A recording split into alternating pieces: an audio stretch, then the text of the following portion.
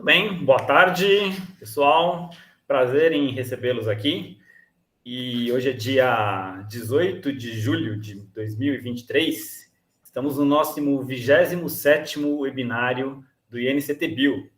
E temos hoje uma satisfação enorme de receber aqui os nossos colegas do Rio Grande do Sul, uma região que eu adoro.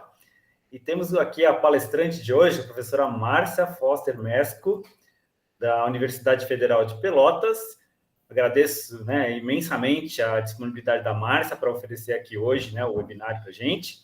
E também agradeço aqui a presença, do professor Érico Marlon de Moraes Flores, da Universidade Federal de Santa Maria, que, aliás, foi o nosso primeiro palestrante da série de webinários do INCT-Bio. Bom destacar aqui, E o Érico aceitou, assim, prontamente para fazer a apresentação da professora Márcia. Então, Érico, também obrigado pela disponibilidade. E, então, passamos já a palavra, Peço para todos que estão presentes aqui para desligarem também as câmeras e o microfone, para não ter cruzamento de áudio aqui no webinário. Então, muito obrigado. Então, bom webinário a todos. Depois eu volto no finalzinho aqui. Tá bom. Muito obrigado, professor Fracassi, uma satisfação muito grande de poder participar de mais esse webinário do INCT de Bioanalítica, que a gente faz parte já com muito orgulho, a gente sempre brinca que é uma grande família que nós temos lá e uma família altamente produtiva, porque renovamos o projeto do INCT Bio mais uma vez e com muitos elogios à comissão que avaliou os INCTs. Então, mérito do nosso coordenador-geral, do professor Lauro Kubota, da Unicamp, mas também de todos os participantes aí que se empenham muito para o sucesso desse grande projeto que é o INCT. Professora Márcia, a gente fica com tem uma honra muito grande de poder introduzi-la e falar sobre o seu currículo, a sua apresentação. A Márcia tem um currículo, apesar de ser ainda uma jovem pesquisadora, dá para dizer assim, Márcia, mas tem um currículo já muito expressivo, já fez muitas coisas ainda antes vamos dizer assim, do meio da carreira, como o pessoal gosta de usar esse termo. A Márcia também é membro do INCT de Bioanalítica, também nossa colega do INCT, tem tido uma expressão muito grande em termos nacionais e internacionais, uma projeção da ciência, da química brasileira para o exterior, conferindo uma grande visibilidade, e tem atuado fortemente, não somente na área de química analítica, mas também em outras áreas correlatas. Eu vou fazer um resumo, na verdade, do currículo da Márcia, para a gente não gastar muito tempo. Mas a Márcia, ela é bacharel e licenciada em Química pela Universidade Federal de Pelotas e fez seu mestrado e doutorado na UFSM. Ela foi docente da UERGS, Universidade Estadual do Rio Grande do Sul, e também foi química, trabalhou 4 anos na farmacopeia brasileira. Ela foi uma das responsáveis pela implantação do primeiro material de referência certificado na área de fármacos no Brasil, com o trabalho da farmacopeia junto com o Inmetro. Isso aí há alguns anos atrás. Ela é docente da Federal de Pelotas desde 2009 e ela foi uma das fundadoras dos cursos de bacharelado em farmácia e bacharelado em química forense da UFPEL. Ou seja, já com poucos anos como docente na UFPEL, ela criou 2 cursos de graduação e também um curso de pós-graduação que já tem, inclusive, conceito 5, então, em pouco tempo de carreira. Ela tem atuado como docente em todos esses cursos, nesse programa de pós-graduação, e ela foi coordenadora do programa de pós-graduação em Química, Bioquímica e Bioprospecção, o PPG-Bio, por quase 6 anos. Foi chefe do Biotério Central da Federal de Pelotas e atualmente é chefe do Núcleo de Planejamento, Infraestrutura e Pesquisa da Pró-Reitoria de Pesquisa e Pós-Graduação da UFPEL. Ou seja, além das suas atividades de pesquisa muito notáveis, também exerce cargos administrativos aí que requer muito empenho, muita dedicação e também, obviamente, muito conhecimento e experiência.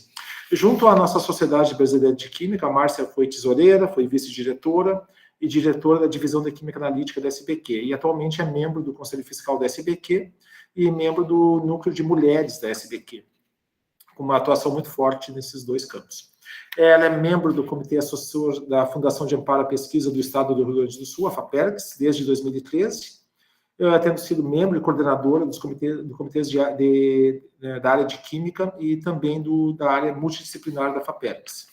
Ela tem vasta experiência na área de Química Analítica, desenvolvendo vários métodos para determinação de metais e não metais em amostras biológicas, ambientais, alimentos, cosméticos, medicamentos, uma gama muito grande de matrizes, tendo sido pioneira no desenvolvimento de métodos de combustão iniciada por micro-ondas em matrizes diversas, para posterior determinação, especialmente de halogênios por múltiplas técnicas. A Márcia tem trabalhado muito com amostras de ambientes marinhos, algas da Antártica, tecidos de animais marinhos, mostrando várias coisas muito interessantes, por exemplo, mostrando os teores de bromo e iodo, especialmente, em materiais biológicos, também em algas, e mostrando um dado muito interessante na literatura, que inclusive foi reconhecido como um dos motivos para ganhar o prêmio da IUPAC, uma das poucas mulheres do Brasil a receber essa distinção, que mostrou os trabalhos dela com o elemento bromo, em baixa concentração.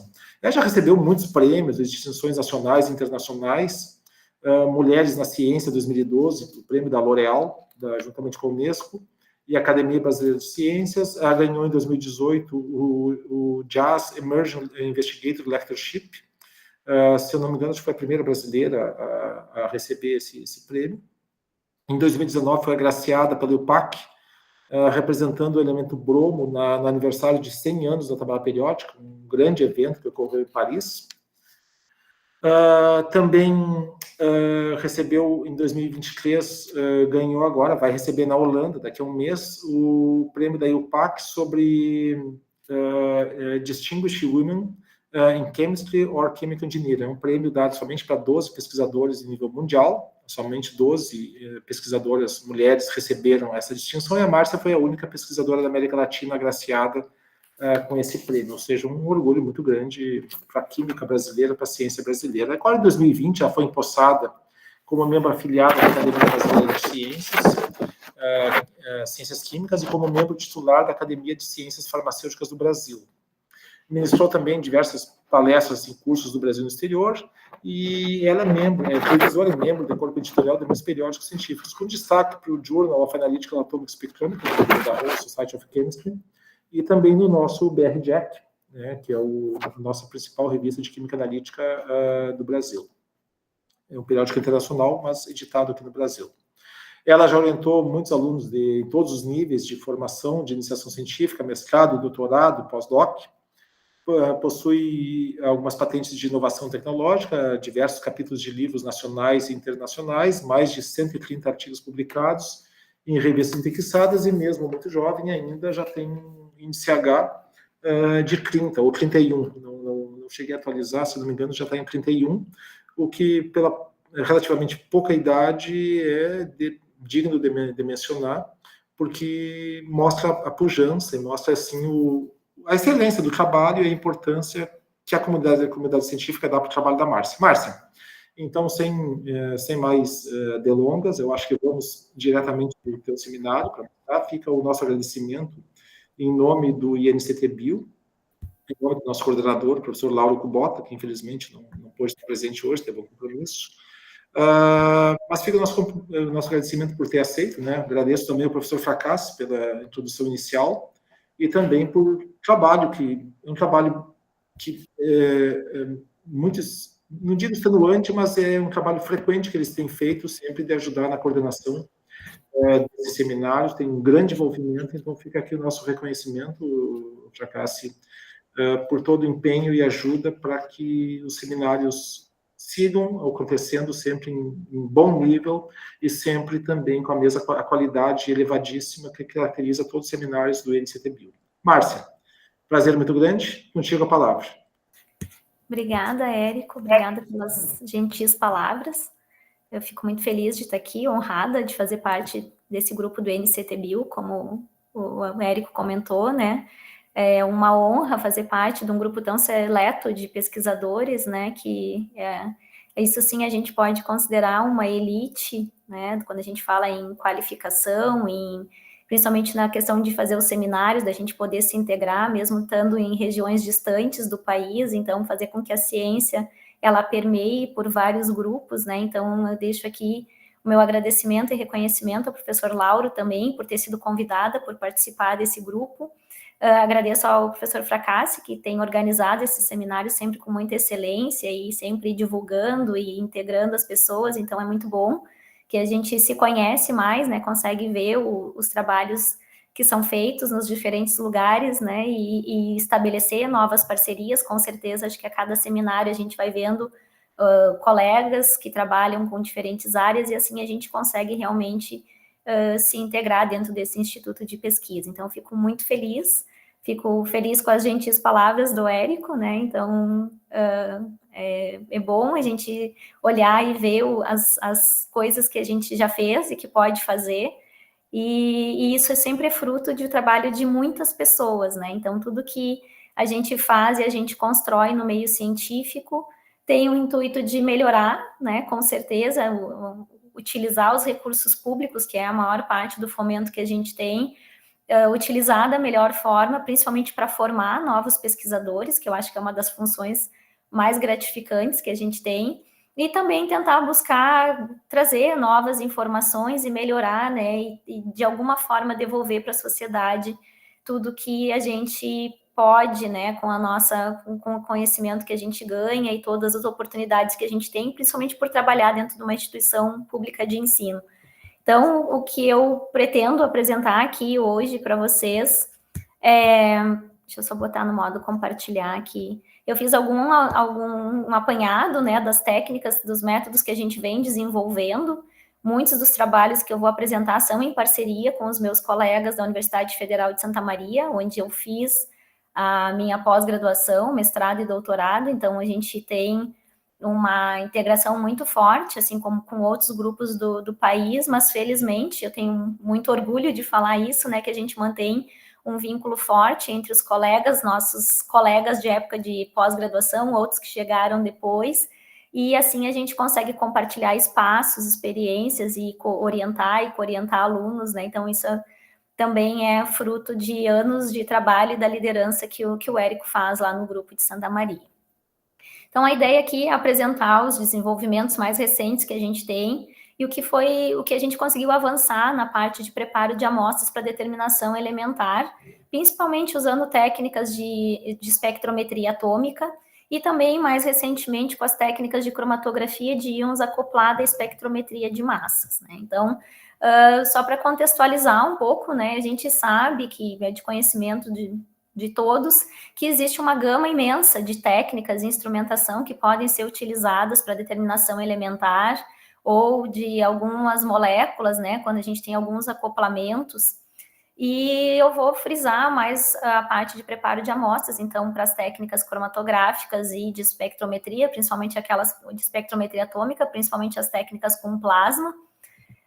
Entretanto, né, é também bastante conhecido que a gente tem algumas limitações quando a gente fala dessas técnicas, principalmente em relação à forma química com que a amostra se encontra para análise, né? Então, na maioria das técnicas, por exemplo, do CPMS, é necessário que a amostra seja convertida para uma solução adequada para ser analisada. Entretanto, os espectrômetros de massa com plasma indutivamente acoplado, comumente, os mais comuns que nós temos nos laboratórios, eles são de baixa resolução. Então, geralmente, eles sofrem interferências, né, em função também de um preparo de amostras não muito eficiente. E esses problemas, eles podem estar relacionados com o depósito de carbono na interface dos equipamentos, que pode afetar, né, diminuindo o sinal dos analitos e a gente, assim, obtendo resultados inexatos. Também pode acontecer de ter interferência no sinal de alguns analitos, como o aumento do sinal também, proporcionando informações inexatas, como, por exemplo, nas determinações de arsênio, de iodo e bromo, que são alguns elementos que eu vou mostrar, alguns estudos que nós temos feito. Também existe problemas com relação à concentração ácida das soluções finais digeridas, que podem também interferir, né, uma interferência física no transporte dos íons para o plasma. E também existe, né, a formação dos compostos poliatômicos, que existem muitos relatos na literatura, e embora existam várias formas de se corrigir essas interferências, em muitos casos elas acabam prejudicando a capacidade de detecção das técnicas. Então, a gente vem desenvolvendo muitos métodos de preparo que ajudem a resolver esses problemas e assim a gente consiga ter algumas informações, como eu vou mostrar, muitas delas inéditas na literatura. Além disso, só para comentar, que vai ser uma parte também dos desenvolvimentos que eu vou mostrar que nós temos aqui no grupo, existe, como a gente trabalha bastante, visando a determinação de não metais, especialmente os halogênios, né? Nós temos a técnica de CPMS como uma das mais adequadas para a determinação de bromo e iodo, por exemplo. Entretanto, essa técnica ela tem a limitação da determinação de flúor em função do potencial de ionização desse elemento, assim como a determinação de cloro e o outro elemento que não faz parte da família dos halogênios, mas que também tem bastante interesse biológico e também ambiental bastante importante, que é o enxofre, devido às formações de compostos, né, poliatômicos. Então, essas interferências limitam a determinação desses elementos, e com isso a gente vem tentando desenvolver métodos que a gente consiga determinar esses elementos por cromatografia de íons e também fazendo um acoplamento com a espectrometria de massas. Então, é bem sabido que nós temos vários sistemas de decomposição disponíveis no mercado, muitos deles muito adequados para diversos métodos que nós usamos na rotina, né? Então, temos sistemas de decomposição em frascos abertos e frascos fechados, assistidos por radiação micro-ondas ou com aquecimento convencional. Também temos sistemas clássicos de decomposição por combustão, também muito utilizados, inclusive em métodos oficiais, tanto sistemas abertos como fechado. E eu vou mostrar alguns desenvolvimentos também, que foi um desenvolvimento feito no grupo da Universidade Federal de Santa Maria, que é um sistema hoje comercializado em diversos países, mais de 40 países, que é o sistema de combustão iniciada por micro-ondas. E eu vou mostrar, então, alguns desenvolvimentos que nós estamos fazendo, né, utilizando esses sistemas. Também é importante frisar, né, que embora os sistemas de decomposição utilizando frascos fechados e assistidos por micro-ondas, eles são amplamente utilizados nas análises de rotina, principalmente porque eles apresentam uma elevada eficiência de decomposição para diversos tipos de amostras. Eles diminuem, né, os riscos de contaminação pelo ambiente e também reduzem os riscos de perdas de espécies voláteis. Todavia, ainda existe muita limitação em relação ao uso desses sistemas, e são nesses gargalos que a gente tenta atuar, né? Então, uma das limitações desses sistemas é a massa de amostra limitada, que isso acaba muitas vezes limitando a capacidade de detecção das técnicas, prejudicando os LDs, né? Também a grande quantidade de reagentes concentrados que são utilizados, principalmente reagentes ácidos oxidantes, e isso aumenta o risco de contaminação, né, pelos reagentes, pode aumentar os valores dos brancos, prejudicando também os limites de detecção das técnicas. Também existe uma necessidade de uma etapa adicional de diluição, que pode prejudicar os limites de detecção também, né, para tornar o digerido compatível com a técnica de determinação. Além, é claro, da gente ter uma grande geração de resíduos, né, que a gente vem cada vez mais tentando evitar. Então, nesses desenvolvimentos de métodos, né, existe uma tendência de que a gente tente obter digeridos que sejam cada vez mais compatíveis com as técnicas de determinação. Então, esse é o grande desafio na área de preparo de amostras para determinação elementar. Além disso, que eles sejam seguros para a operação, que eles não, né, necessitem, então, de uma etapa elevada de diluição para melhorar a capacidade de detecção, os limites de detecção.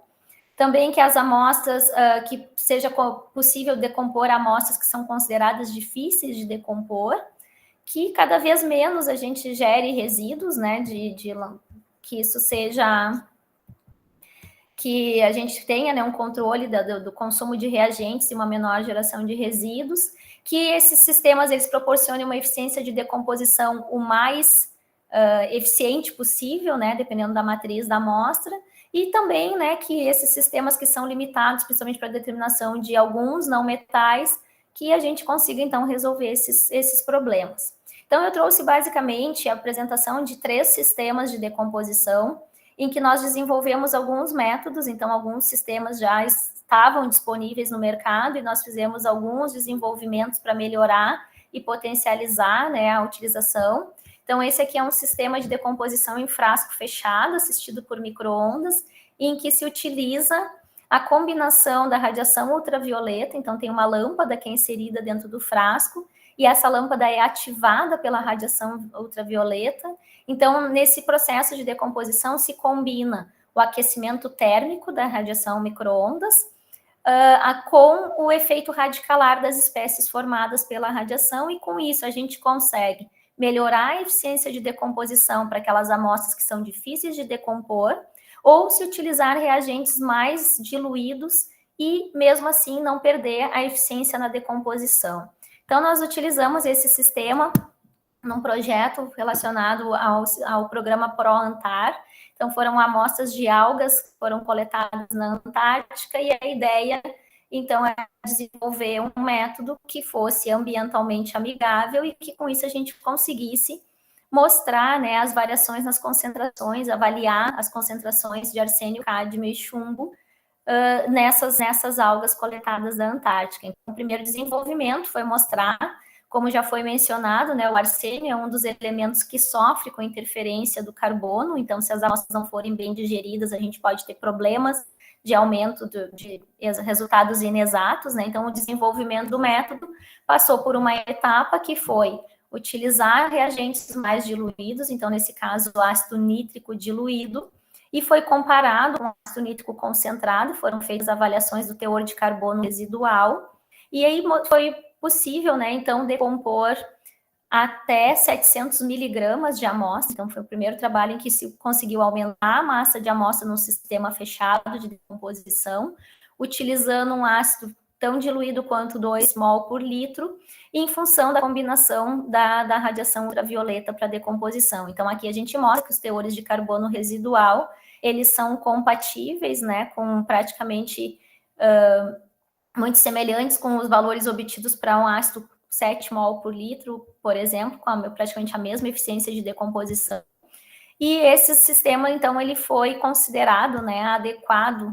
A gente fez ensaios de adição e recuperação e também avaliou um material de referência certificado, mostrando que aquela quantidade mínima que tinha de carbono na solução, ela não interferia, por exemplo, no sinal do arsênio. E assim a gente conseguiu avaliar a eficiência da decomposição e avaliar também a exatidão do método. E depois esse sistema, então, ele foi comparado para mostrar a vantagem da gente utilizar quando comparado com o sistema de decomposição por via úmida com ácido concentrado, então, que a gente limitou a massa de amostra a 500 miligramas em função da pressão de operação do sistema.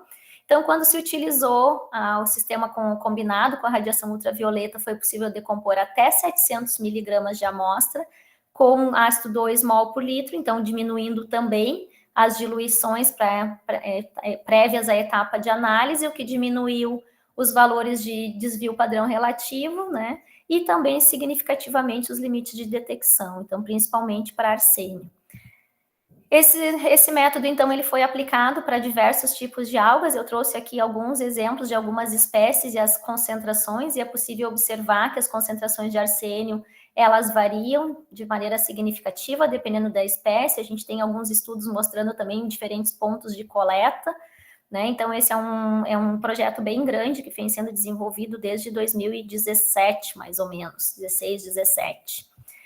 Então, a gente também fez um outro desenvolvimento, que eu não vou mostrar os resultados aqui para não deixar vocês tristes, né? Mas a gente tem também o desenvolvimento de métodos utilizando esses sistemas para análise de amostras de chocolate, então, para determinação de arsênio, cádmio, níquel e chumbo. E com isso a gente conseguiu, pela primeira vez, né, com relatos na literatura, de decompor em torno de 500 miligramas de amostra utilizando um ácido 4 mol por litro. Então, com isso, nós obtivemos limites de detecção significativamente baixos, comparados com os relatados na literatura, e a gente conseguiu algumas informações bastante interessantes em relação às concentrações desses elementos, principalmente níquel, que varia bastante. A gente avaliou diferentes chocolate ao leite, chocolate branco, também avaliamos diferentes conteúdos de cacau. Então, tem bastante variação em relação aos conteúdos de cacau. e esse foi um dos trabalhos que possibilitou, né, que a gente avaliasse essas concentrações. Também nós tivemos um trabalho bastante desafiador, que foi decompor a amostra de margarina, né? Então a gente sabe que tem mais de 80% de gordura, então as gorduras são bastante difíceis de se decompor, mesmo utilizando ácido concentrado e elevada pressão e temperatura. Então, nesse trabalho, nós avaliamos resíduos de catalisadores, né? Então, o catalisador mais utilizado é o níquel, e existe legislação para controlar os resíduos nesses produtos alimentícios. E com isso nós conseguimos também decompor 600 miligramas de margarina com ácido diluído também com 4 mol por litro, e a gente conseguiu observar a variação nas concentrações, dependendo da marca da margarina, e da margarina com e sem sal. Também foi feito um estudo de interferência para esses elementos, né? E como esperado, foi encontrado níquel, né, nessas margarinas, dentro do previsto na legislação, nada acima, pelo menos nas marcas avaliadas, mas não foi detectado resíduo de paládio e platina, que obviamente são catalisadores mais caros e que não são comumente utilizados, né, nesse processo. Então, esses são alguns exemplos que a gente tem, né, e ali tem, agora eu vou apresentar um outro sistema, utilizando o mesmo frasco de decomposição, só que agora pressurizando o sistema com oxigênio. O grupo de Santa Maria, junto com o professor Érico, o professor César, e também junto com o professor Joaquim da Nóbrega, vem trabalhando com esses sistemas com ácido diluído. E a ideia desse sistema é pressurizar o sistema de decomposição com oxigênio e, assim, promover a regeneração do ácido, né? Então, pode-se utilizar uma concentração menor ácida, e esse ácido vai se regenerando conforme ele vai reagindo, né, com a matéria orgânica, vai formando depois mais ácido nítrico no sistema, e assim a gente consegue decompor uma massa de amostra significativamente elevada quando comparado com sistemas com ácido concentrado e tendo uma acidez residual bastante baixa. Então, aqui só para vocês observarem as diferenças, né, do sistema, comparando uma decomposição com ácido diluído, não pressurizando o sistema, né? Então, aqui a gente pode observar o aspecto da solução, né, comparando um ácido concentrado e os ácidos diluídos, e quando o sistema é copressurizado com até 20 atmosferas de oxigênio, com um ácido 2 mol por litro, a gente já consegue observar só pelo aspecto da solução de que a decomposição foi mais eficiente. Obviamente, nós avaliamos, né, a pressão, o teor de carbono residual desses digeridos, assim como avaliamos a acidez residual, e é possível, então, observar, né, que a acidez, que o teor de carbono residual, quando o sistema é pressurizado, ele é bastante similar aos dos ácidos concentrados, né? Então, ele é mostrando eficiência do processo de regeneração do ácido. Entretanto, a acidez residual ela é significativamente mais baixa, né? O que torna o digerido mais adequado para a técnica de determinação. E com isso, né, com esse desenvolvimento, nós fizemos um trabalho mostrando a decomposição de suplementos esportivos, em que se conseguiu decompor até 1.350 miligramas, então mais de 1 grama de amostra num sistema fechado, utilizando um ácido nítrico 5 mol por litro e pressurizando o sistema com 5 atmosferas, né? Então, com isso, a gente conseguiu um digerido compatível para determinação de alguns elementos por técnica de espectrometria de emissão óptica com plasma indutivamente acoplado, e também esse mesmo digerido foi compatível para determinação de fósforo e enxofre por cromatografia de íons. Então, essa é uma grande versatilidade dos sistemas de decomposição, quando a gente tem um digerido que ele é mais amigável para mais de uma técnica, que a gente consegue ter mais versatilidade, né? Então, esse aqui foi um dos exemplos de aplicação desse sistema. Se vocês procurarem por trabalhos, principalmente do grupo da Universidade Federal de Santa Maria, vocês vão encontrar outros estudos bastante interessantes com petróleo, com derivados do petróleo, né, utilizando esses sistemas.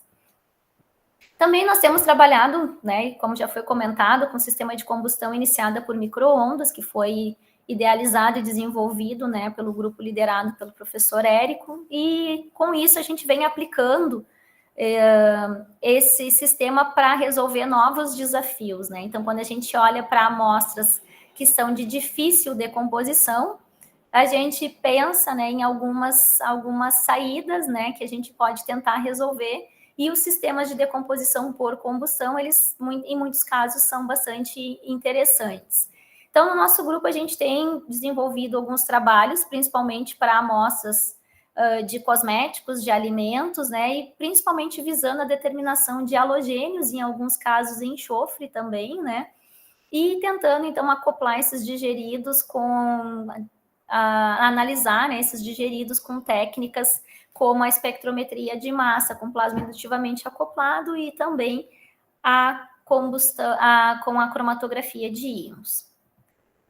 Então, só para reforçar, né, com vocês, que a gente tem bastante informação com relação a diversos elementos, efeitos deles no organismo, mas a família dos halogênios, ela tem algumas peculiaridades, né? A gente conhece bastante, por exemplo, sobre a influência do iodo no metabolismo da glândula tireoide, né? Então, é bastante conhecido, tanto que a gente suplementa iodo no sal de cozinha, e agora, mais recentemente, a gente teve uma nova legislação que diminuiu, né, em função da gente mudar os nossos hábitos alimentares, estilos de vida, as concentrações de iodo, a adição de iodo foi reduzida no sal de cozinha, né, vendo que não tinha mais necessidade de suplementar tanto iodo assim.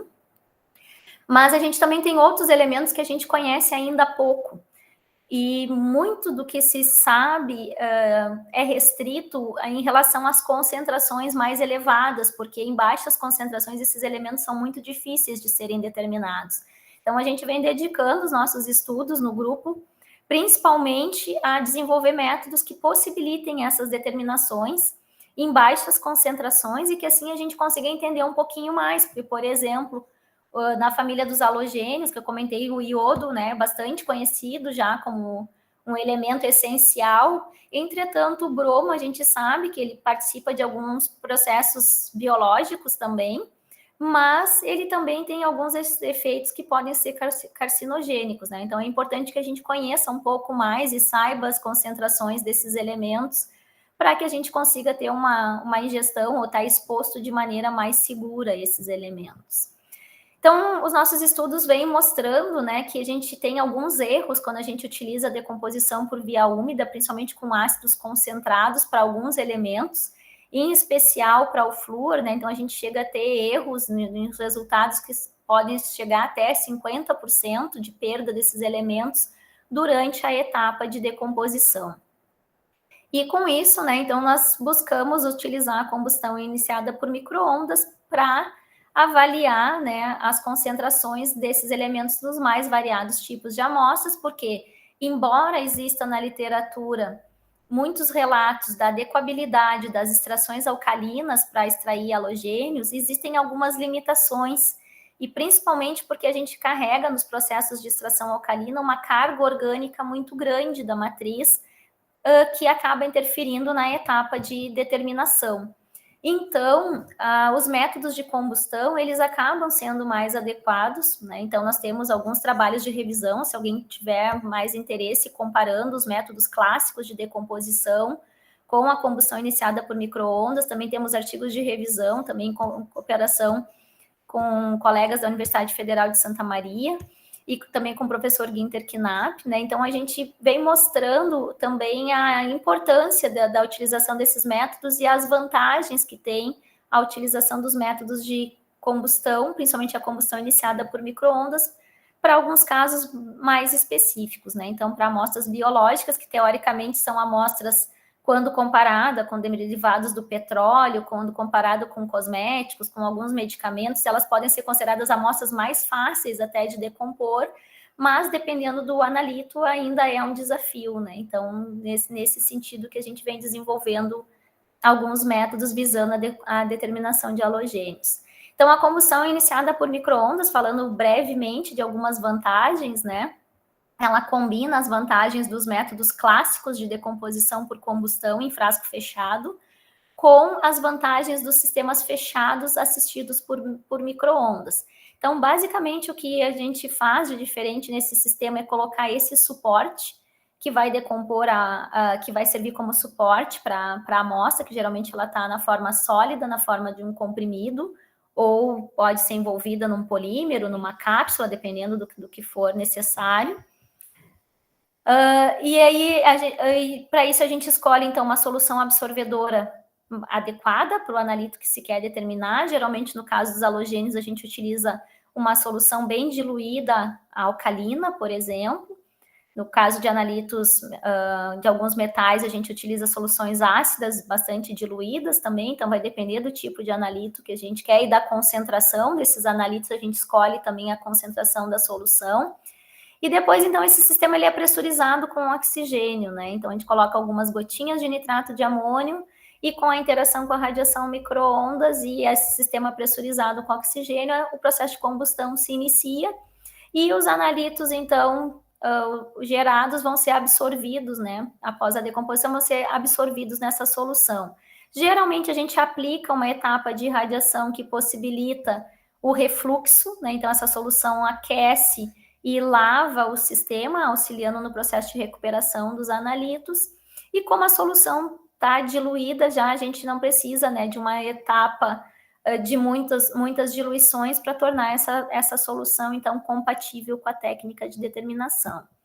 Então, basicamente, aqui é uma foto, né, uma ilustração mostrando como que esse sistema funciona. Isso aqui é uma adaptação, né, então, geralmente, esse sistema é todo fechado, para possibilitar que a gente utilize pressões relativamente elevadas, né? E a gente fez um estudo aqui que eu acho bastante interessante de mostrar, porque ele foi feito com camarões aqui da região de Pelotas, inclusive, aqui da Lagoa dos Patos, que é uma das produtoras de camarão. E o que a gente avaliou, né? Com base nos relatos de que as soluções ácidas, então, no processo de digestão, não tornam os digeridos compatíveis com as técnicas de determinação disponíveis para a determinação de halogênios, e também que existem relatos de que esses elementos eles podem ser perdidos nas suas formas ácidas, né, por volatilização. Então, nós comparamos os métodos de extração reportados na literatura e desenvolvemos um método por combustão iniciada por micro-ondas. E aqui nós podemos mostrar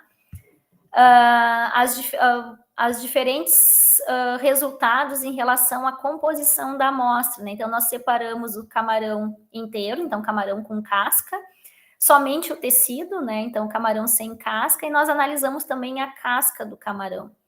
E aí nós aplicamos, então, fizemos um sistema de decomposição por combustão em que foi decomposto até 500 miligramas de amostra, utilizando como solução absorvedora uma solução de hidróxido de amônio bem diluída, né? Então 50 milimolar. E também nós comparamos com métodos de extração, né? Assistido por micro-ondas, com hidróxido tetametilamônio diluído, com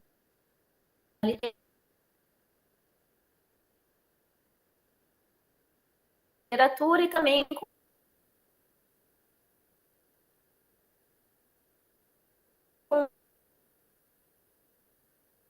com a concordância.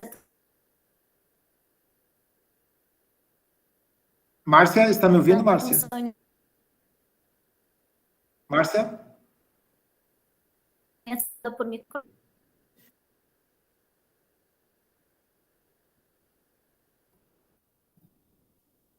Oi?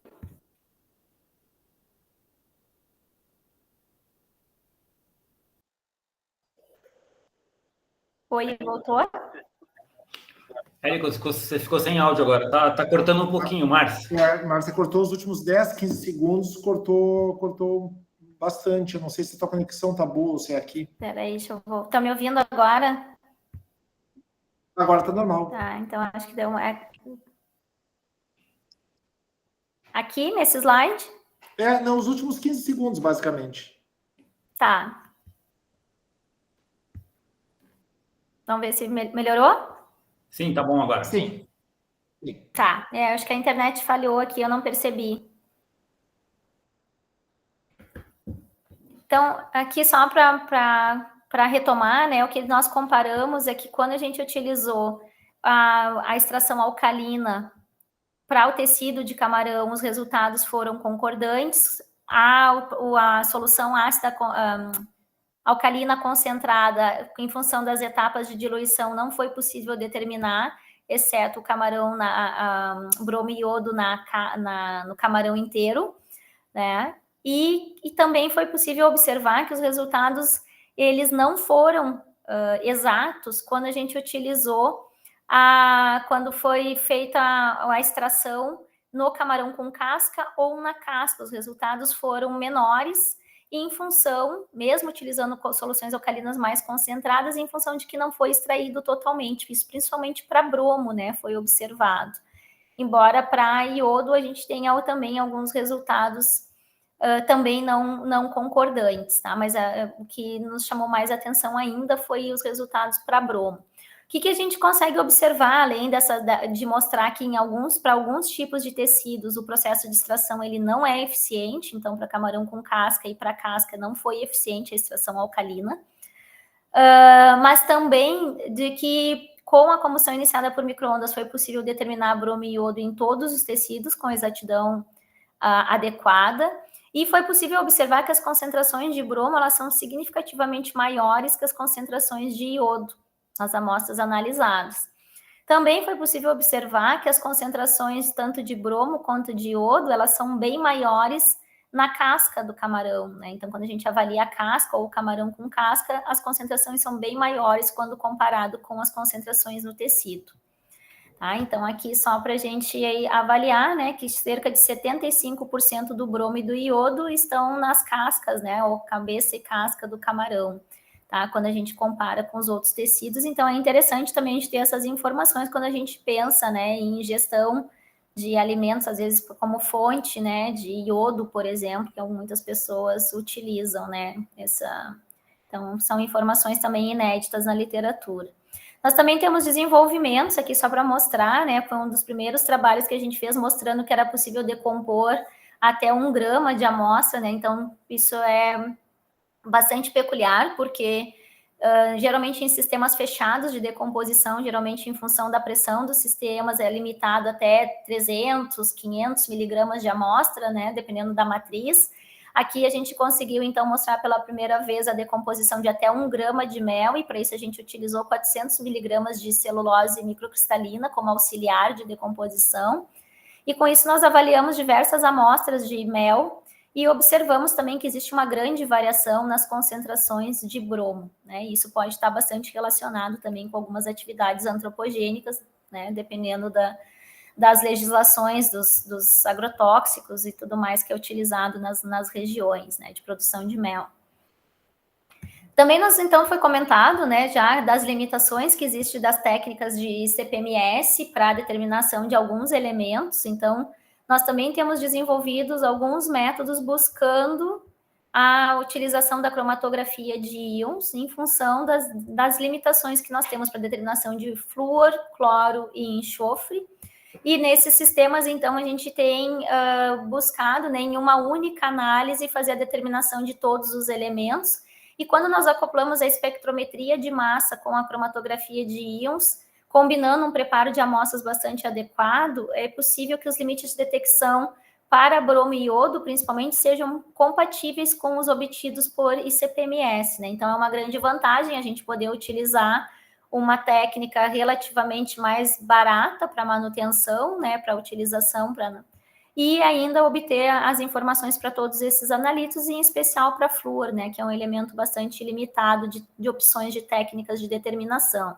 Então, aqui nós temos um trabalho, só para mostrar, né, que foi um dos trabalhos publicados para a determinação de halogênios e enxofre em ovo, né, então a gente já tinha um trabalho para bromo e iodo por ICP-MS, e aí nós mostramos a compatibilidade com a técnica de cromatografia de íons, e aqui só para a gente observar, né, que existem, como esperado, né, para as concentrações de enxofre, bastante variação quando a gente compara a gema, a clara e o ovo integral, né, então a gente consegue observar que na clara existe uma concentração de enxofre bem mais elevada, e a gente consegue também observar a variação das concentrações dos outros analitos, dependendo da fração analisada, tá?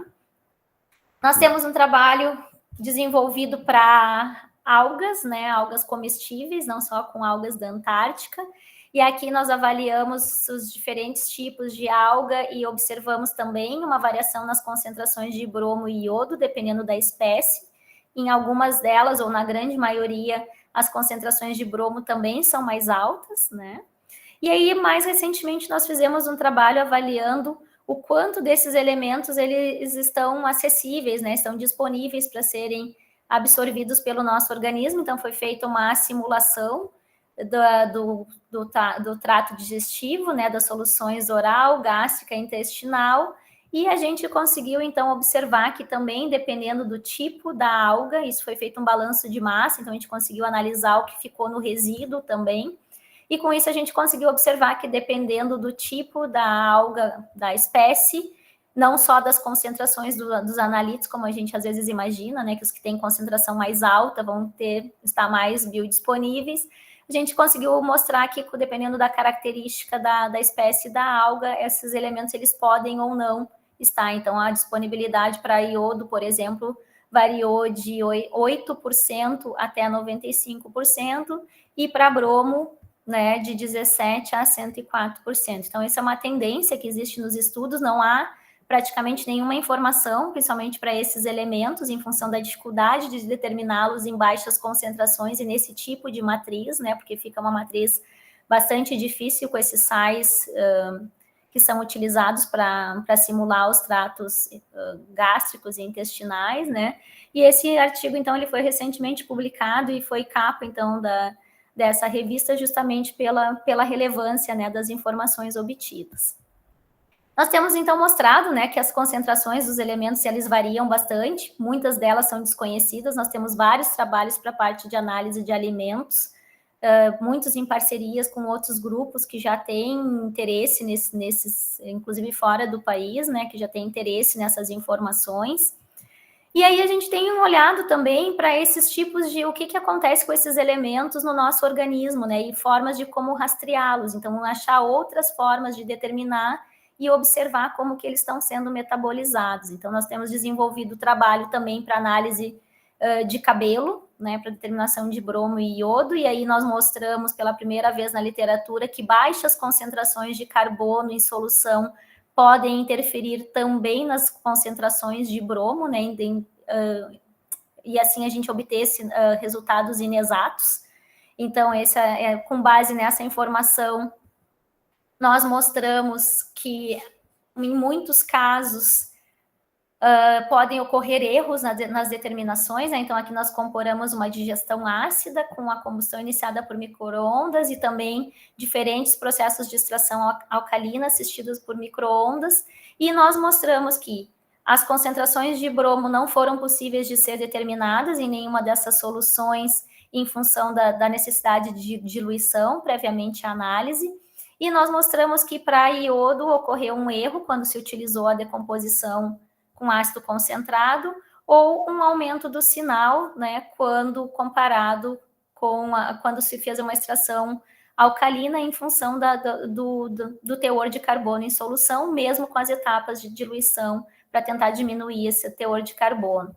Então, nesse caso, a combustão iniciada por micro-ondas, ela proporcionou limites de detecção significativamente baixos e nos possibilitou, né, avaliar cabelos de alguns voluntários com tratamento, né, com algum distúrbio da glândula tireoide em tratamento ou não, e foi possível também, a gente tem uma correlação depois num outro trabalho, mostrando, né, que as concentrações de bromo também aumentam conforme aumenta a concentração de iodo que está sendo utilizada no medicamento, né, então a gente também tem alguns outros estudos em andamento. Esse trabalho também ele foi feito para determinação também de halogênios, né, por cromatografia de íons, halogênios e enxofre. Então, nós avaliamos as interferências, né, a possibilidade da utilização de uma solução bastante diluída, e com isso a gente comparou, né, os resultados obtidos para todos os halogênios e enxofre, comparando a detecção por condutividade para cloro e flúor e para enxofre, bromo e iodo, por espectrometria de massas, e comparamos esses resultados por ICP-OS e CPMS, mostrando a exatidão, né, e a viabilidade, então, de utilizar essa técnica de determinação como uma alternativa, né, para a determinação de todos os elementos em uma única análise. Bem, e aí a gente tem, então, feito vários trabalhos utilizando essas matrizes biológicas, mas a gente ainda continua, né, trabalhando com outras amostras. Então, lá na minha tese de doutorado, a gente já fez um desenvolvimento de método para determinação de halogênios em carvão. E mais recentemente, né, um grupo da Inglaterra entrou em contato para a gente avaliar algumas amostras de carvão, mas para determinação de selênio e telúrio, porque eles estavam com... Isso é um interesse geológico, né? E aí a gente teve algumas com relação à nossa experiência pela determinação de halogênios em carvão, a gente já tinha mostrado a possibilidade de se utilizar diversas técnicas de determinação e de decompor uma massa relativamente alta de amostra e conhecer a variabilidade da composição orgânica e inorgânica das amostras. Nós, então, desenvolvemos um método para essas amostras que tinham alguma peculiaridade, né, de 3 a 41% de fração inorgânica, então eram amostras bastante difíceis, né, com uma variabilidade de composição muito grande, e a maior parte dos métodos, então, necessita da utilização de ácido fluorídrico concentrado. Nós desenvolvemos um método, então, que foi possível queimar essas amostras de carvão, liberar selênio e telúrio da matriz, e ainda ter como vantagem de não solubilizar os outros analitos que poderiam ser potenciais interferentes durante a etapa de determinação. Então, a fração inorgânica ela não foi solubilizada, né? E a gente utilizou para isso, então, um ácido nítrico combinado com clorídrico diluído, né? E assim a gente conseguiu obter limites de detecção significativamente baixos, que quando comparados mesmo com técnicas que analisam a amostra diretamente, né, com a amostra direta, a análise direta da amostra sólida, com a combustão iniciada por micro-ondas foi possível analisar todas as amostras e determinar selênio e telúrio em todas elas, e nessas técnicas tiveram algumas interferências que não possibilitaram a determinação de todos os analitos em todas as amostras. Então, esse acabou sendo o método escolhido para a avaliação de todas as amostras deste estudo. E aqui, para finalizar, só vou comentar com vocês, né, alguns trabalhos que a gente tem feito com a parte de cosméticos. Então, a gente tem vários relatos na literatura da determinação de alguns elementos, como arsênio, cádmio, chumbo, mercúrio, e mesmo assim com muitas limitações, muitas dificuldades de se utilizar esses métodos clássicos, porque dessas amostras elas têm uma composição muito variada, né, o que dificulta muito a utilização desses métodos clássicos. Mas a gente, além desses elementos em maquiagem, especialmente, a gente também tem buscado desenvolver alguns métodos para determinação de alguns elementos não tão comuns, como, por exemplo, flúor e cloro, que acabam também causando alguns processos, principalmente na região dos olhos, né? Então, existem alguns relatos na literatura falando de que esses elementos eles podem causar alguns processos alérgicos e algumas irritações na região dos olhos e de alguns problemas, né, de saúde que podem estar atrelados a esses elementos. Então, nós desenvolvemos alguns trabalhos para análise de lápis para olhos, para sombras, e mais recentemente para máscara, para cílios e delineadores, né? Então, nós avaliamos cores diferentes, além das composições, e alguns resultados estão sendo bastante interessantes, principalmente com relação às concentrações de flúor nessas amostras, né? Então, a gente já tem um outro estudo em parceria com o grupo da Áustria para tentar fazer uma análise de especiação e ver quais espécies de flúor estão relacionadas com esses produtos de maquiagem, né? E a gente também tem um estudo para maquiagem infantil, né? Cada vez mais a gente tem visto crianças utilizando essas maquiagens, principalmente as coloridas. Então, a gente também tem desenvolvido métodos para avaliar essas maquiagens. Então, por fim, né, eu queria só reforçar, né, a importância da gente desenvolver novos métodos, que eles sejam cada vez mais amigáveis, não só ao meio ambiente, mas também ao analista, né? Então, o exemplo do ácido fluorídrico, assim como a gente já nem comenta mais de métodos utilizando o ácido perclórico, então uma tendência é a gente também evitar o uso do ácido fluorídrico. Então, esses desenvolvimentos, eles são bastante relevantes, que a gente tenha, né, cada vez mais consciência da importância de se conhecer os produtos, que a nossa indústria, ela se desenvolve muito rápido e é importante que a gente tenha informação né, sobre esses elementos em matrizes variadas. As amostras biológicas, elas também são bastante importantes, porque o elemento em si, por mais que a análise de especiação seja importante, ter a informação do elemento nos permite rastrear, né, muitos processos que às vezes a molécula se transforma no organismo e a gente acaba perdendo a informação. Então, sempre a determinação total dos elementos, ela também é bastante relevante, né, como a gente mostrou em alguns estudos aqui.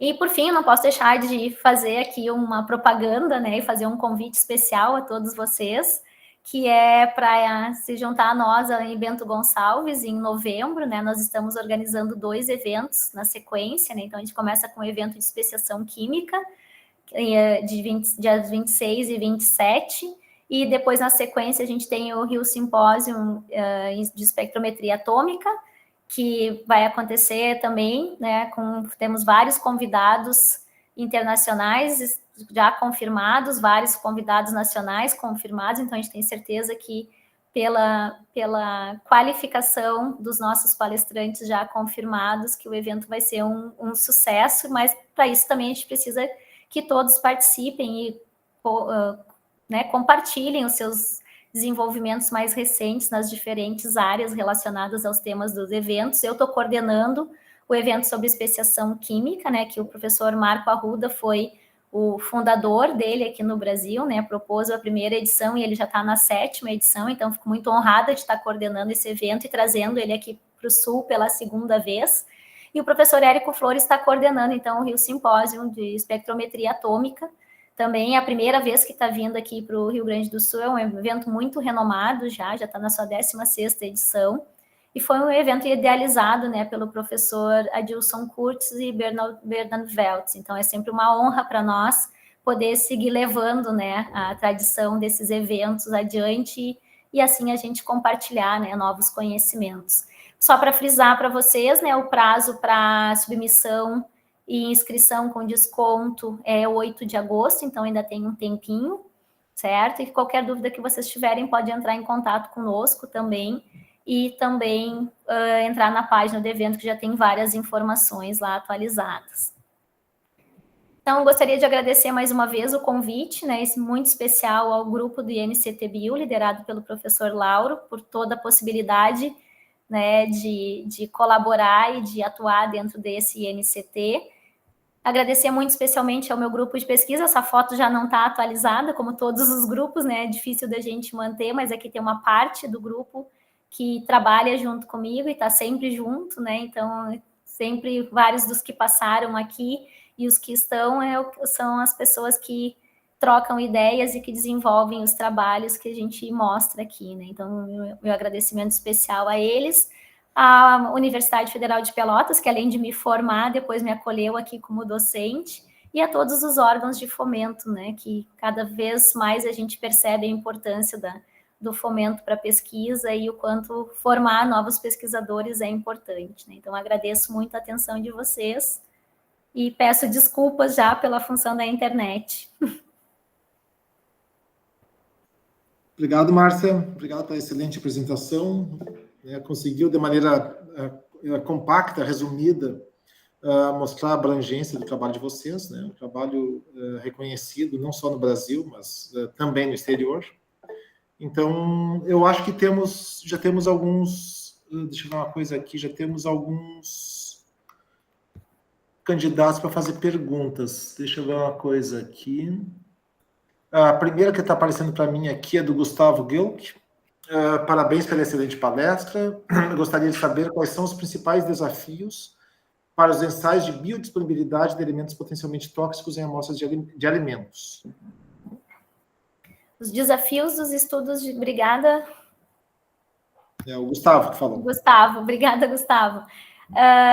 Os desafios, eu entendo que nessa parte desses estudos estão mais relacionados com as soluções que a gente analisa, né? E o que a gente viu de interessante também foi essa possibilidade de decompor a fração que fica após a digestão e assim a gente conseguir realmente fazer um balanço de massa, né? Pelos trabalhos que nós tínhamos até então na literatura, a gente tinha a informação da fração biodisponível, mas a gente não conseguia avaliar a exatidão se esses métodos realmente eles estavam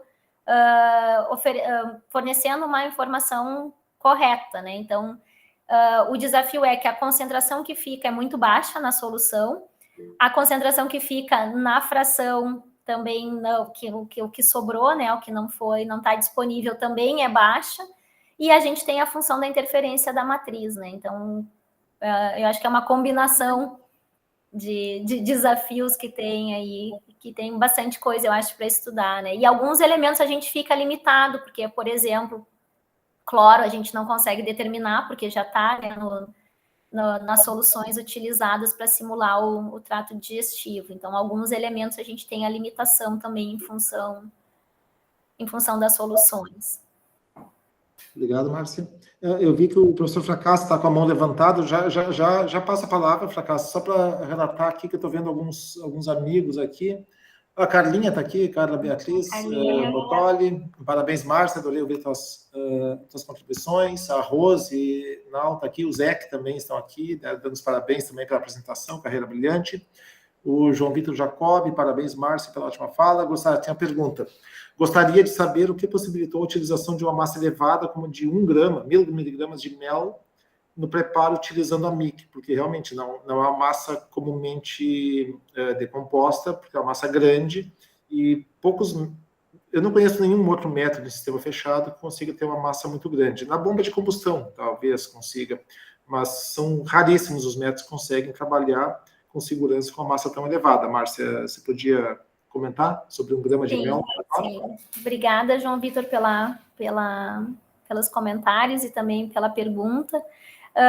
Bem, eu vou começar contando que nós começamos esse estudo decompondo 50 miligramas de mel, porque com base numa história que eu tinha escutado uma vez do Érico, dizendo que tinha tentado decompor a amostra no sistema por via úmida e de alguns sustos que eles levaram no laboratório. Quando a gente começou a decompor, esse trabalho fez parte da dissertação de mestrado da Vanísio, uma ex-aluna minha, e aí nós começamos sozinhas, as duas no laboratório, e eu disse assim, Vanísio, vamos começar com 50 miligramas, e a gente foi indo. Mas eu acredito que o que possibilita a decomposição dessa massa mais elevada é a quantidade é a celulose microcristalina, que queima de uma maneira comportada, né? Porque a gente sabe também que no mel tem um pouco de umidade, de água, que dificulta, em alguns casos, a queima, mas a celulose, ela acaba fazendo com que a queima seja mais comportada, né? E supra um pouco da necessidade do oxigênio, né? Então, como tem na molécula da celulose também oxigênio, acaba que esse processo, ele que auxilia no processo de combustão, né, e por ser uma amostra viscosa, né, ela acaba aderindo na celulose, queimando de uma maneira mais comportada. Sem a celulose, a gente não conseguiu atingir massas não mais que 100, 200 miligramas, se eu não me engano. Obrigado, Márcia. Tenho os parabéns aqui da professora Paula Mello, aqui de Santa Maria, também da diretoria da Divisão da Química Analítica, da SBQ. Tenho aqui os parabéns também dos nossos colegas do NCTBio, o professor Eduardo Richter, o professor César Tarley, o professor César Bise, aqui de Santa Maria, a Lisliane Hoffel. Parabéns, Márcia. Obrigado por compartilhar seu conhecimento sobre o preparo de amostras. A Enelin Mendonça, também dando os parabéns. O Emanuel Scolaud, a Luana Rocha, também a Aline Lima Hermes, Miller, a Julie também, dando os parabéns, Matheus Madalós, a Eliane Torres. Temos uma pergunta aqui, Márcia, da Eliane Torres Freitas Larruscan. Parabéns, professora Márcia, de extrema importância ter essa representatividade para nós mulheres na nossa área. Eu gostaria de saber se já foi testado ou há algum trabalho já publicado utilizando algum reagente auxiliar na digestão, como peróxido de hidrogênio, ao invés da pressurização com oxigênio. Teria o mesmo efeito de regeneração do ácido e a redução do teor de carbono utilizando massas maiores? Essa é a pergunta dela. Eliana, obrigada. Eu fico feliz de estar representando eu tenho várias colegas que estão aqui, né? Então, fico feliz que a ciência esteja evoluindo também, né? E é a nossa obrigação estar presente para para fazer essa parte da representação feminina, né, e que um dia a gente não precise mais, né, falar disso, que a gente seja uma coisa natural. Com relação à tua pergunta, eu acho que o professor César Bis e o professor Érico Flores estão aqui, né, tem mais respaldo ainda para falar, porque eles são os idealizadores desse método, mas tem muitos trabalhos, na verdade, utilizando o peróxido de hidrogênio, né, ele é um clássico da decomposição por via úmida. Se eu não me engano, tem alguns trabalhos que eles comparam, inclusive, a utilização do peróxido de hidrogênio com a pressurização com oxigênio. É claro que a gente tem uma fonte, né, de liberação de oxigênio para a reação, para a regeneração do ácido mais efetiva, mas tem trabalhos na literatura falando, comparando, inclusive, para algumas amostras, o resultado pode ser semelhante, mas para algumas a pressurização com oxigênio, porque tem o efeito da pressão, tem o efeito, né, que atinge temperaturas mais elevadas, e a utilização do oxigênio pode ser mais efetiva, sim. Tá? Mas aí eu acho que detalhes de mais alguns trabalhos com peróxido, eu acho que tu pode entrar em contato conosco, que eu até te passo depois mais uns trabalhos. E queria também agradecer as pessoas que estão aqui, os colegas do INCT-Bio, vi que tem alguns alunos aqui da UFPEL, da UFSM, da FURG, meus vizinhos aqui. Estivemos, que eu contei aqui, mais de 70 pessoas. Tem os parabéns também aqui, os da Nicole Verde da Silva, da Ana Laura Tomasi, da Vanessa Ramos do Nascimento, e tem uma pergunta da Ana Paula Padilha, ela era de farmácia, se não me engano, isso. Em relação à decomposição da margarina, quais foram as técnicas utilizadas para minimizar os efeitos de matriz do carbono na etapa de determinação, utilizando as técnicas espectrométricas?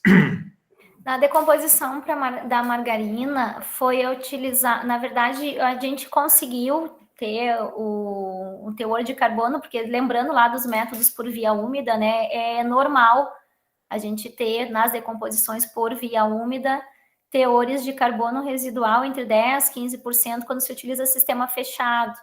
Tá? Então, uma variação na exatidão ali de 5% ou 10% para determinação elementar, em alguns casos, ela é aceitável em função disso, né? O que a gente conseguiu mostrar?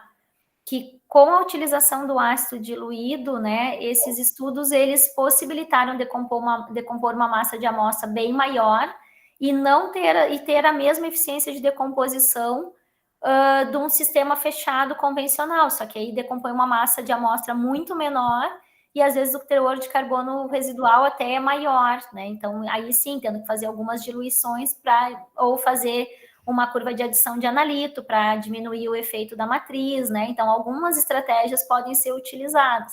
Nesse caso, nós mostramos que a solução em si ela já foi adequada. Também ali no caso do níquel, a gente fez um estudo, porque tem relatos na literatura da interferência do cloreto de sódio no sinal do níquel, né, por ICP-MS. Então, a gente também avaliou a margarina com e sem sal e viu que até aquelas concentrações tradicionais que são adicionadas de sal na margarina, a gente não observou efeito no sinal do níquel. Tá? Então, foi... um método ficou adequado para esses padrões de produção que nós temos atualmente. Obrigado, Márcia. Tem aqui os parabéns da Vitória Caldudo e tem um comentário do professor, nosso colega também do NCT-Bio, o Manuel Carrilho, professor Emanuel, lá da USP São Carlos. Excelente trabalho, Márcia, não só pela apresentação, mas pelo conteúdo da obra, tão jovem e tão rica. Rica, ele falou da obra, porque quem é professor universitário faz votos. Nunca vai ser rico, né? Realmente impressionante pela qualidade dos trabalhos e o desafio que cada uma dessas matrizes traz. Sucesso cada vez maior. Parabéns. Tá? Obrigado, Emanuel. Professor Fracassi, está com a mãozinha levantada? Muito bem, esqueci a pergunta, né? Brincadeira. Márcia, parabéns aí pela sua obra, né? Que está em desenvolvimento. A gente ainda vai ver muita coisa, né? Vindo aí do seu grupo, graças a Deus, né? E é impossível, né, Márcia, não gostar dos seus trabalhos, né? Porque sempre vai ter alguma coisa aí no meio que alguém gosta, né? Pode ser que alguém não goste de camarão, né? Mas chocolate, mel, né? É difícil, né? É impressionante, né? Mas eu tenho uma pergunta técnica aqui, né? Parabéns aí pelos seus trabalhos, né? No caso aí do camarão, eu fiquei bastante curioso em saber, né? por que dá essa discrepância tão grande, né, nas determinações, quando você faz do miolo do camarão, quando você faz ele de maneira total e quando você faz somente a casca, né? Essa é uma pergunta, né? Eu queria saber também, em relação a esse negócio aí do camarão, se você está mapeando junto a parte de metais, né, metais pesados, porque é sabido, né, que esses crustáceos eles acabam acumulando bastante metais, né? E isso daí eu imagino, né, que pode ter um fator significativo da parte de tióis, né, que podem, né, ajudar a captação de metais, mas eu fiquei pensando agora também, né, halogênios, né? Será que não podem também ter uma contribuição grande, né, para acúmulo de metais nesse tipo de material biológico?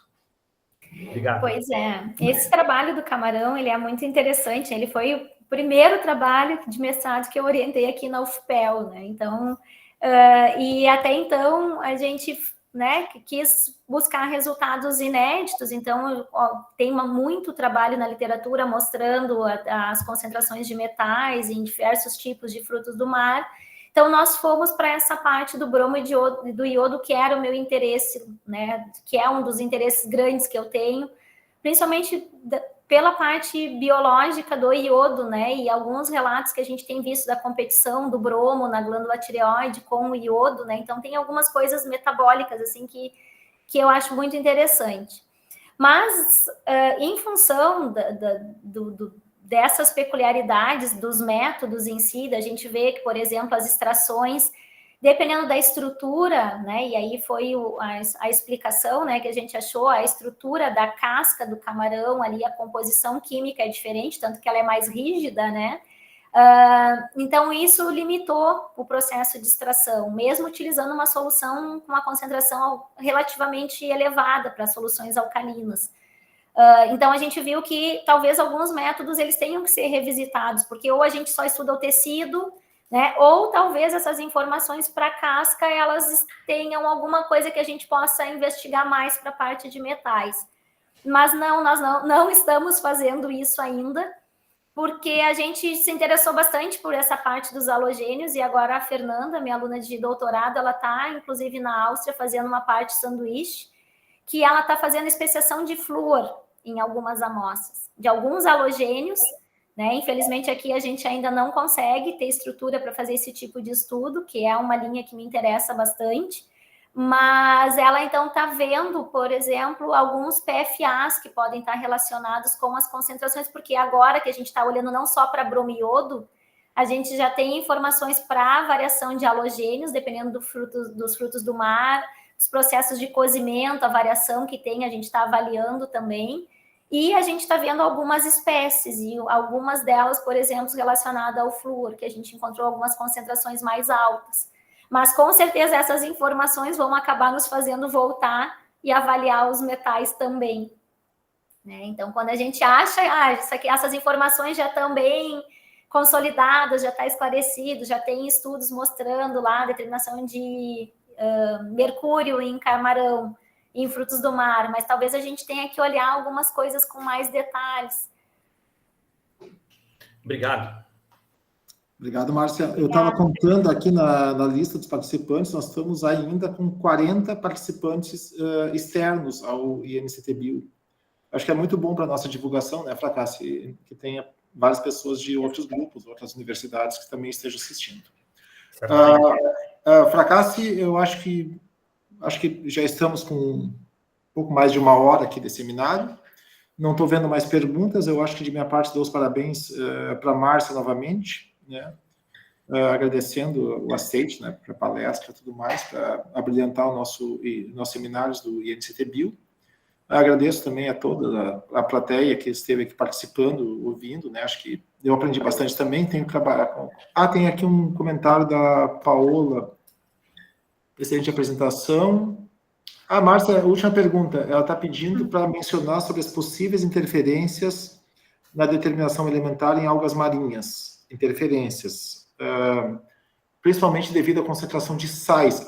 Isso é um problema, realmente, as algas têm uma concentração muito alta de sais. E tem também, aproveito já para mencionar, o comentário da Agnes Simões também, que está dando os parabéns aqui para você. Obrigada por todos os comentários de todos, acho que esses parabéns, né, vão para o meu ex-grupo, que é de Santa Maria, né, porque é de onde eu recebi minha formação, e também para o meu grupo atual, né, porque eu acho que os trabalhos são feitos por eles, com eles, né, eu estou sempre junto, mas são eles que executam a maior parte dos trabalhos, mas muito do que eu faço e do ânimo que eu tenho para trabalhar com um exemplo que eu tive, né, então acho que a orientação, né, que eu tenho que puxar um pouquinho e elogiar meu ex-orientador, mas eu acho que todo o grupo da Universidade Federal de Santa Maria são um grande exemplo, né, então tudo que vocês estão vendo também é fruto de bom exemplo de trabalho, de uma boa formação, de muito puxão de orelha, né? Então, o pessoal que é aluno, que está aqui, né, quando a gente cobra vocês, é porque a gente quer realmente que vocês aprendam, que vocês tenham excelência no que fazem, que vocês tenham consciência do quão importante é para o país a formação de novos profissionais, não só em números, a gente precisa de pessoas que atuem efetivamente no desenvolvimento do nosso país, né? Então, quando a gente investe em ciência, em tecnologia, é para a gente se desenvolver, então não pode ser uma formação mais ou menos, não pode ser, vou fazer só para ganhar a nota no final, ou só para ter o título no final.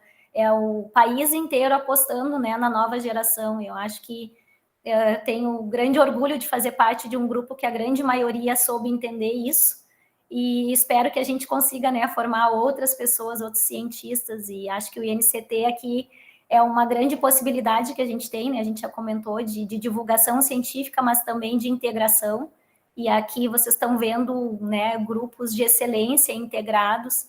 Então, para os estudantes, eu queria deixar esse recadinho do quão importante é, né, e quando um professor cobra, na verdade, para ele seria muito mais fácil só fazer um elogio, né, e ir para casa e ficar tudo bem, né, então eu sempre escutei isso do Érico, mas, na verdade, toda vez que a gente cobra e que a gente critica, é porque a gente realmente acredita que vocês têm potencial para se desenvolver mais, e com certeza para o nosso país isso vai fazer uma grande diferença, né, então quando a gente fala em números de mestres e doutores formados num país, eles têm que ter excelência no que fazem na sua formação, tá, então eu queria aproveitar esses elogios que eu recebi aqui para compartilhar com todas as pessoas que eu sei que efetivamente contribuíram para a minha formação e para o que eu tento contribuir com o meu grupo. Paola, falando das algas, né, que a gente gosta tanto, o Felipe acho que está por aqui também, que é o cara que vai para a Antártica, que adora se aventurar coletando algas. Isso é um baita do investimento também que o Programa Antártico Brasileiro fez, né, em possibilitar que os pesquisadores conheçam esse ambiente e comparem, né, a gente tem tentado comparar os trabalhos que têm sido feitos, né, comparar algas da Antártica com algas do Brasil e ver o quanto as atividades nossas têm influenciado em concentrações de metais, né, de elementos, mas a gente realmente tem muita dificuldade para determinar alguns elementos, principalmente em baixas concentrações. Então, por exemplo, para as técnicas espectrométricas e de cromatografia de íons, as concentrações de sódio, né, em função da água do mar, elas são muito significativas, né? Então, a gente precisa, o Felipe, inclusive, otimizou durante a tese de doutorado dele, ele otimizou o processo de lavagem para não extrair com água alguns elementos que a gente queria determinar, mas para tirar o excesso, né, de cloreto de sódio que interferia muito.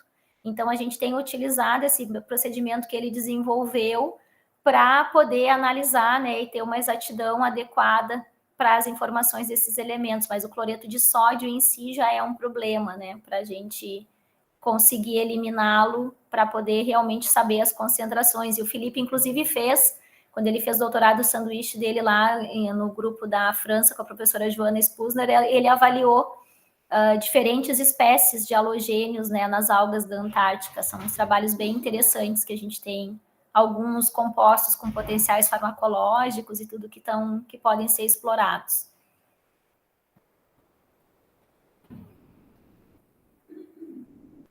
Obrigado, Márcia.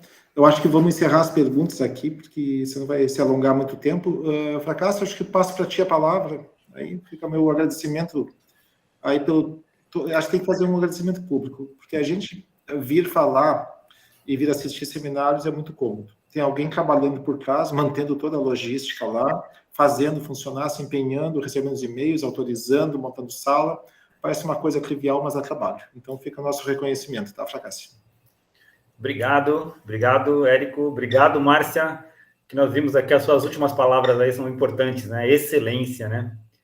A gente tem que realmente buscar isso, né? Todo mundo tem que buscar isso, né? Se todo mundo buscasse excelência, imagina só as coisas maravilhosas que todo mundo ia fazer aqui, né? Não ia ter problema nenhum, né? Se todo mundo ficasse 100% do tempo buscando a excelência, né? É isso aí, gente. Só divulgando aqui, né, antes da gente terminar aqui, né, a agenda dos nossos webinários até o final do ano, hein, ó. Agosto, Ana Valéria, Konak. Setembro, temos o Leandro Wang Rantal. Outubro, vamos ter o professor Ricardo Santelli. Novembro, o professor Lauro Kubota, consegui convencer o Lauro a apresentar um webinário aqui, né, novembro. E em dezembro, Rose Naal. E já estamos pensando na agenda de 2024, claro, né? Então, muito obrigado pela participação de todo mundo aí, né? É muito importante, né? Se vocês não participarem, não faz sentido a gente também, né? Organizar o webinário para ninguém, né? Então, muito obrigado pela participação de todos. Vejo vocês, então, em agosto, no próximo webinário. Muito obrigado, pessoal. Então, boa tarde a todos, boa semana para todos. Obrigada, gente. Muito obrigada.